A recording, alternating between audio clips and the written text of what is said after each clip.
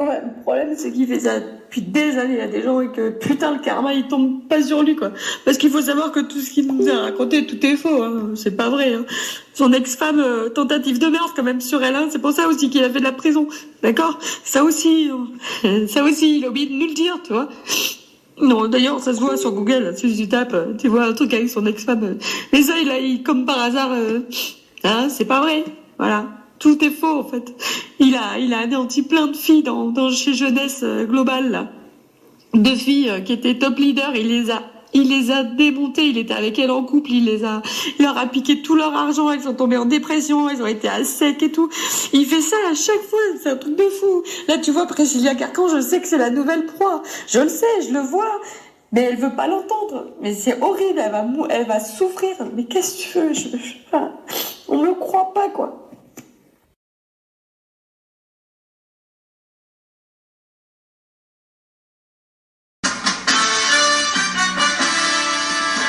Un père de famille jure avoir été condamné injustement. Le TVA Nouvelle commence maintenant. Cet homme, prisonnier de sa maison 24 heures sur 24. Non, je peux pas sortir du tout. D'une toilette de l'établissement. Par la suite, le suspect aurait pris la fuite à bord de son véhicule. La victime a été conduite au centre hospitalier par mesure préventive. Confiné en tout temps entre les quatre murs de sa résidence, un homme de Saint-François-Xavier de Viger crie à l'injustice. Le père de famille jure n'avoir jamais commis les gestes qu'on lui reproche. Johan Godmé est persuadé que son ex-conjointe a utilisé ses relations professionnelles pour lui nuire. Stéphane, vous avez rencontré, il faut dire, un homme vraiment en détresse.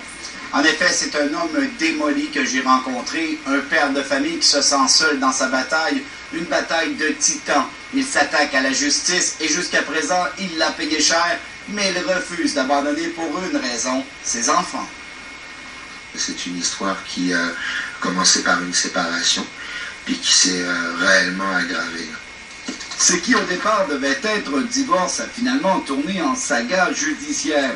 En 2009, une première accusation d'harcèlement criminel sur son ex-conjointe depuis les 15 dernières années se termine par un acquittement.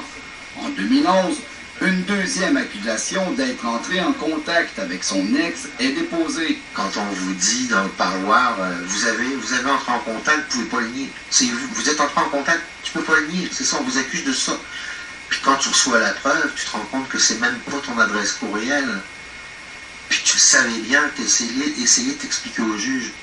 Malgré ces faits, l'homme de 43 ans est talonné par la justice. Je voulais pas plaider coupable et puis suite, je dirais, à certaines petites pressions que j'ai senties, j'ai finalement cédé.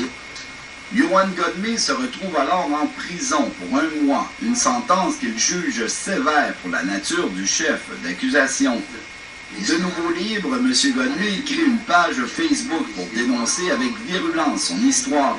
Son ex est une employée du domaine de la justice. La police intervient encore. On m'a fait sauter directement 5 pages, 5 profils Facebook. Tenace, il crée un blog pour poursuivre ses dénonciations. Et je me suis fait arrêter le lendemain pour un nouveau bris de conditions, pour changement d'adresse. Vous voyez, ça finit comme pull. Depuis, il est prisonnier chez lui, 24 heures sur 24, 7 jours sur 7. Cet ancien producteur de spectacles vit aujourd'hui de l'aide sociale. Ce père de famille qui n'a pas vu ses enfants depuis 2 ans a eu des idées noires et sa santé se dégrade. Au niveau de la santé, si je veux que mes enfants aient la chance de revoir leur père, c'est urgent, je pense. Faut agir. Stéphane Tremblay, Saint-François-Xavier de Viger.